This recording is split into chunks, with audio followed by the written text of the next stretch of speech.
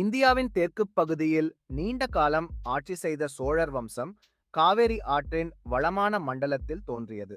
அவர்களின் ஆரம்ப தலைநகரம் உறையூர் என்று கருதப்படுகிறது. சோழர்கள் பழமையான தமிழ் இலக்கியங்களில் மற்றும் மௌரியன் பேரரசர் அசோகாவின் கல்வெட்டுகளில் குறிப்பிடப்பட்டுள்ளனர். கரிகால சோழர் புகர் நகரத்தை கட்டியவர் மற்றும் நீர்வளங்களை மேம்படுத்தியவர். இந்த காலத்துடன் தொடர்புடைய புராண கதாபாத்திரமாக உள்ளார். சோழர்கள், பாண்டியர்கள் மற்றும் சேரர்கள் உட்பட தமிழக இன் 3 மக்ரௌனியர்களில் ஒருவராக இருந்தனர். சோழர் வம்சத்தின் பேரரசு காலம் விஜயலய சோழரின் காவேரி ஆற்றின் வெற்றியுடன் தொடங்கியது. விஜயலய சோழர் தஞ்சாவூரில் தனது தலைநகரத்தை நிறுவினார். இது பின்னணி சோழர்கள் அல்லது பேரரசு சோழர்கள் எனப்படும்.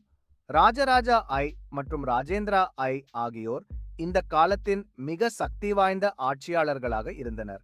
சோழர் பேரரசு ராஜேந்திரா மைன் ஆட்சியில் தெற்கே இந்தியா, இலங்கை மற்றும் தென்கிழக்கு ஆசியாவின் சில பகுதிகளை உள்ளடக்கியது.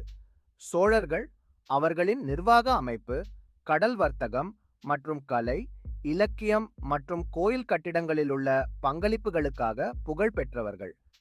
இந்த வம்சம் 13வது நூற்றாண்டில் தாக்குதல்கள் மற்றும் உள்ளக மோதல்களால் குறைந்தது.